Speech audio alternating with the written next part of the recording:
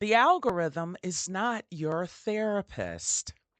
Healing doesn't happen in a scroll, it happens in the body, in safety, in silence, and in truth. Welcome back to Beyond the Spot. I'm excited you're here. Beyond the Spot, Decolonizing Healing One Brain at a Time, is a podcast that weaves my first love, of course, Brainspotting, and somatic informed modalities with embodied healing, cultural consciousness, and real talk about trauma, resilience, and recovery. Hosted by Tracy Gantlin-Monroy, a licensed professional counselor, spiritual healer, and the first Black female brain spotting trainer in the world. Each episode dares to dismantle mental health myths, uplift lived experiences, and restore collective wisdom. One conversation at a time. Beyond the Spot podcast is for educational purposes and is not therapy. Please reach out to licensed medical and mental health professionals. Thank you.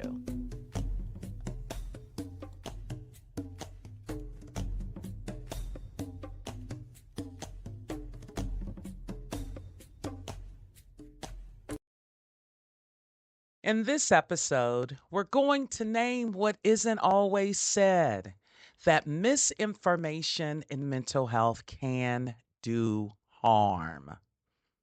We're in a time where self-diagnosis, content overload, and clickbait trauma are everywhere. While access is beautiful, ungrounded information can confuse, re traumatize, and create false narratives about what healing actually looks like. Let's talk about what's real, what's harmful, and what your nervous system actually needs. Let's name it. Let's keep it real, as they say. A lot of what's trending in mental health right now isn't trauma informed, it's trauma trendy. And that difference matters. You don't owe your story to anyone, not even your therapist. That idea that healing requires you to open up or dig deep is incomplete at best and violent at worst. I've seen people re traumatized by sessions that lacked attunement. You can't just apply a method, you must hold a body, a soul, a human being. This work is about embodiment.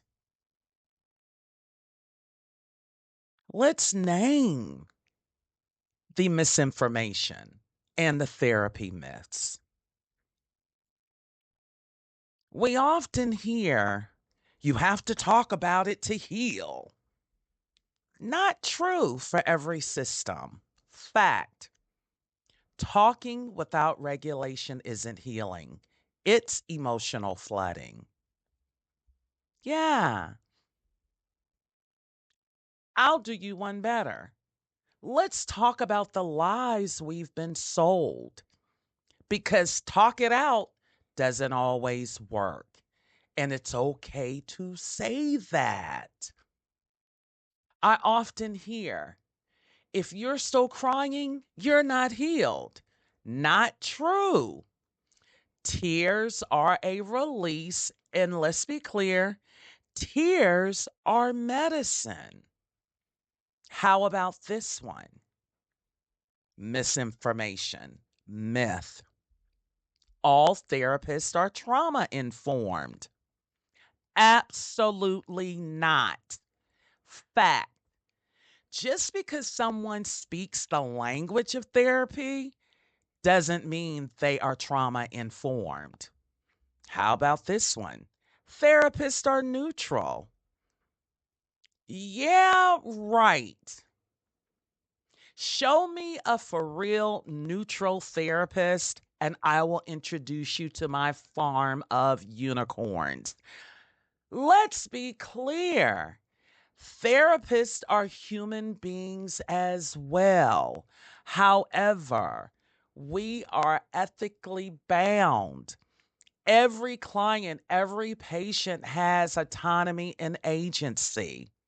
It is not our job to tell you what to think, how to think.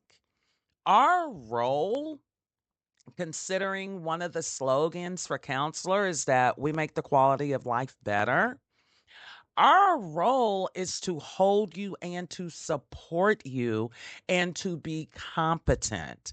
Our role is to create an environment with you whereby there is no judgment, whereby we do use clinical skills that we have been trained and processed over time, and we have been supervised.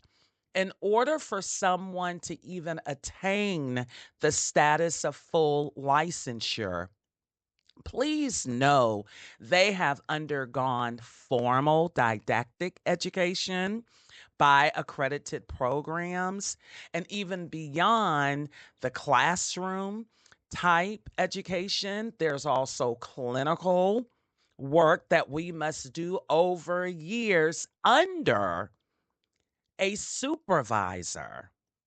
And that's generally when we have an associate license. And then, even beyond the associate licensure, moving into full licensure, we're still under the supervision of someone who is fully licensed and who's been fully licensed over some years. Excuse me. And even then, we learn by practicing the theory, which becomes experiential. And leaving school and engaging the licensure process is only the beginning. Yeah, let me unpack that a little bit. Oftentimes in our program, they might engage you around what trauma is, but please don't make the assumption that all therapists are trauma informed, because they are not. How about this one? Yeah, I can go on that soapbox all day about all therapists are trauma informed. Yeah. That will be a whole episode of its own accord. How about this one? Spirituality has no place in therapy. I disagree as I pause. Spirituality isn't unprofessional, it's ancestral, it's embodied. And for many of us, it's non negotiable in our healing. Healing is actually spiritual. How about this one? We've heard this one, especially in communities of color. And I'm sure in mainstream communities as well, because I think it's a human thing. But most absolutely in marginalized communities where we're taught to push through. Trauma is just in your head. Yeah, right. Trauma can actually show up on scans, whereby PET scans is what I'm trying to think of. You can actually see the difference in the brain when there's activation in the brain and when there is not. So trauma can actually be measurable and read by medical equipment, just putting it out there. How about this trend? Everyone needs to get into their inner child. Not always true. Some systems aren't ready for that level of work. Fact, some folks don't need a deep dive. They need a pause, a stare out the window. How about a safe breath? The healing journey is not cookie cutter, and it is absolutely not one size fits all. Let me say that again. There is no way to compare two persons' healing journey. They are not same. It is individuated.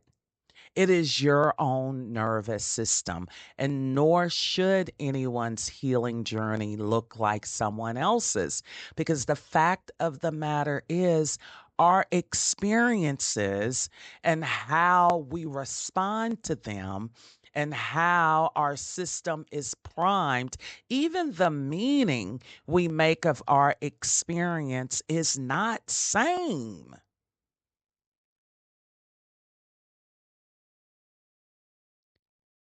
Healing can happen without telling.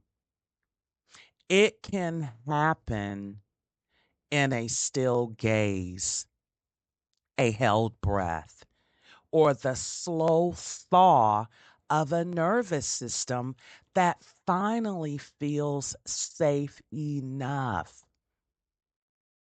How about this piece of misinformation? Cut off everyone who disagrees with you. People, that's not healing. That's hypervigilance dressed in empowerment. Instagram advice doesn't know your history. Healing is, nor will it ever be, a performance. It's a process, and it doesn't need to trend to be true. The algorithm isn't your therapist. Be mindful of what you take in when your nervous system is already overloaded. Literally, people have been re traumatized by well meaning therapy. That's not okay. So, if we know, and there are statistics around the re traumatization by therapy by supposedly trained clinicians, what? The algorithm? Absolutely not. And let's be clear when we talk about people being re traumatized by well meaning therapy. That's not okay. And we need to talk about it.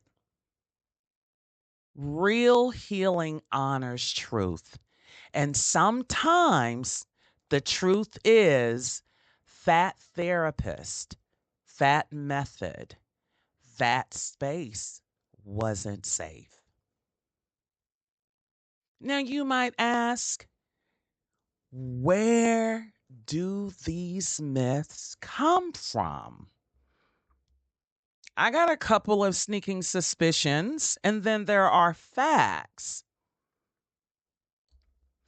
Colonized therapy models are rooted in pathology, not humanity. You've got to look at the macrocosmic perspective. Just putting it out there. The fact of the matter is, colonialism is alive and well in mental health. Do the math.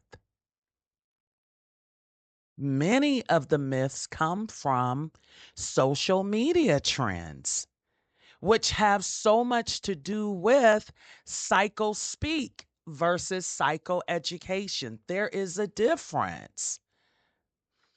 Oftentimes, social media trends confuse psychoeducation with truth. I'm going to say it again. The algorithm is not your therapist. Just because it goes viral doesn't make it valid. The algorithms are reinforcing what's popular, not what's clinically accurate. IG therapist with coaching certificates and no embodied training, newsflash. And this is not for all of the coaches, because there are some amazing coaches. The only issue is when coaches try to act in the role of a licensed mental health clinician. We all have a position, we all have a placement where we work together for the good. Case in point, you will not ever see me out here impersonating a psychiatrist. Psychiatrists are the top of the food chain in mental health. They are medical doctors. No differently, coaches and mental health clinicians work well together. Oftentimes, the coach reinforces the how when it comes to therapy. Oftentimes in therapy, when a client or patient is sitting with a mental health clinician, we come up with the what, and we do a great much or many of the um, what's the word I'm looking for? Implementation of the how. Most people know the what of what's happening with them, but sometimes it can become confusing around the how to work through it. And so oftentimes, coaches are so valuable in that place to help clients latch in their skills, their coping skills, or their way of movement and things of that nature. And coaches that work alongside with mental health clinicians are actually the best, because there's a collaboration there when it comes to the implementation of the plan of action. And coaches are absolutely helpful in that place. But please begin to understand and know the roles of the professionals that you're sitting with. Okay. And so I just want to put that out there, because with coaching, that is not a licensed profession. Mental health clinicians with license, we are regulated. We sit under a compliance board in every state, okay? Coaches are not regulated. There is no compliance board for coaches. Just putting that out there, okay? And let me say this. When I talk about IG therapist, oftentimes we're mistaking exposure for expertise, and that's dangerous, because someone has a widespread platform and they may be able to use psycho speak, does not credential them as a mental health clinician. A trauma trend isn't trauma care. And some of the loudest accounts have the least training. There's a difference between being seen and being sensationalized. And marketing loves urgency, but the nervous system doesn't heal under pressure. Just putting it out there. In fact, if your therapist never checks their privilege, if they never examine the cultural implications of their tools, then they're practicing convenience, not care. We have a mandate to honor all of you, to include your culture, your traditions, and all the things. Colonization is alive and well in therapy. And let's be clear, we're having this conversation because misinformation undermines authentic healing. Misinformation doesn't just confuse, it causes people to doubt their own process. It creates pressure, oftentimes, to heal publicly, fast, or on brand. It promotes comparison and performance over embodied truth. Healing is not a brand, it's not curated. It is absolutely not clickbait. Misinformation robs people of their own rhythm and timing, which is required for healing, by the way. And when your healing is based on comparison, it's no longer embodied, it's outsourced to the timeline. I want to take this time to share some truth in what actually works. I'm going to choose attunement over analysis any day.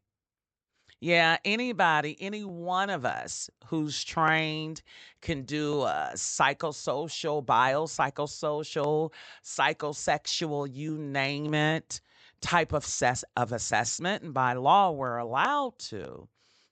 But even beyond that analysis is this idea of attunement, being able to connect human to human while we're engaging your content, your experience, and how that's showing up in your life or not. And I am a proponent of body based work because it honors the internal pace of your own system. You know, I am a brain spotting girl at the root, and somatic experiencing is my jam as well. And when I integrate brain spotting, which becomes the vehicle for transportation and all the things, when I integrate brain spotting with SE or somatic experiencing, forget about it. Because even at that point, I'm even working with parts and part spotting the parts while we're moving that energy, moving that knowing, those features, those manifestations through the system. Here's more truth and what actually works. Silence, slowness, and stillness are therapeutic, not empty. You can literally heal in silence, in stillness, in the gaze. Because the idea when it comes to healing is there is a posturing for healing. I like to call it brain spotting posturing. Yeah, there's a way when that cadence is as such that connects with that client system along with your internal system as a clinician. And there is this exchange In the midst of that dual attunement frame, because brain spotting works from a relational attunement and neurobiological attunement. And when there is that connection between the client and the clinician, with the therapist staying in the tail of the comet and the client we see in brain spotting as the head of the comet who's leading that process. That co creates a safer space, a brave space, a resonant space for healing to occur. It is the brain and the body that does the work of healing. Healing is an internal engagement. And this is what I mean when I say that healing in and of itself is spiritual. And oftentimes, healing requires an anchor. Healing happens in the body, not in performance. You can be educated and still not attuned. Truth. You can be trained and still unsafe. Healing is not a product, it is a process. You cannot quantify healing people. And there is no quick content for a lifelong journey. There is something known as resiliency and internal consistency that we all have. When there is a beautiful alignment between a client and a clinician, it becomes evident what that internal consistency is. And that's the parameter by which a competent therapist will work, because otherwise what's going to happen is that therapist is going to absolutely strip that client system and there will be decompensation. The only way to work with trauma is by the beholder's pace. Okay? The body will always ask for what it needs. It's very true, whether or not the app agrees. Let me say that again. The algorithm is not your therapist. The body will always ask for what it needs, whether or not the app agrees. Some of the deepest healing I've witnessed happened without a single word. If your therapist never checks their privilege, if they never examine the cultural implications of their tools, then they're practicing convenience, not care. I can't say that enough because that goes to the essence of who you are. And that is so very important. And it's not ever to be sidestepped. You are to be honored, especially in an undertaking such as therapy. I want to invite you to some reflection here. I get a little bit hyped when I talk about this topic because it's so important, especially with social media running off the rails these days. So it's important for us to come to a place of centeredness with ourselves. There's so much background noise. There's so much stimuli. There's so much movement. And let's not forget, there's a hell of a lot of biological stress that we all take into our systems. Many of us are moving around in allostatic overload, and the body is simply not designed to sustain allostatic overload, which becomes the precursor to poorer health outcomes. You can look it up. So, with that, I'm curious, and I want to invite you to some reflection around this. What misinformation have you absorbed about what healing should look like? How has social media shaped your view of trauma or recovery? What does your body say is true, even if the internet says otherwise?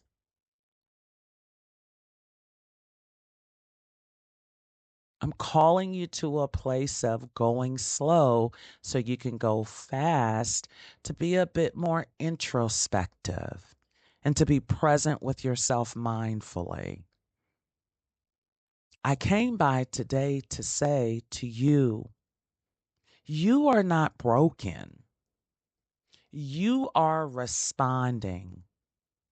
And your healing doesn't have to look like a trending post to be real. I can't tell you how many clients come into session and they hear these, I don't know, statements, words. They see these viral posts going around and they start to self diagnose themselves. They start to have worry around the meaning and if it's them. And I'll tell you, we have like this thing of imposter syndrome. It's not even a clinical term. It's a pop culture, social media buzzed term. Imposter syndrome, well, it wasn't. Um, Over the past years, it wasn't a clinical term.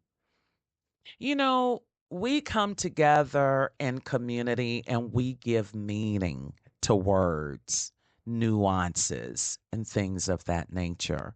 I want to invite you to be careful with that. Because when you engage in such a way, you are impacting your nervous system. And I get it. Everybody doesn't have the resources to be in therapy weekly or even every other week. I totally understand that. I do want to encourage you to investigate and research out those communities that can be a benefit to you versus those engagements that are actually activating you and taking you to the opposite direction from your healing. I want to thank you for sharing your time and your space with me. And until we meet again, I am Tracy Gantlin-Monroy. If today's episode resonated with your nervous system or your spirit, share it with someone who's still unlearning and reach out to me. My website is gracecommunitycounseling.com.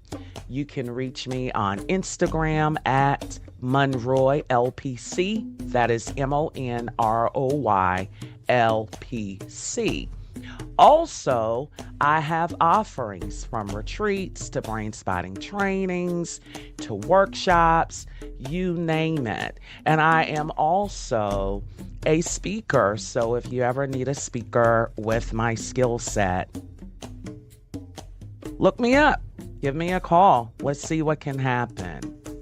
And absolutely for you clinicians and adjacent body healers, feel free to reach out and attend a brain spotting training. We have trainings all the time.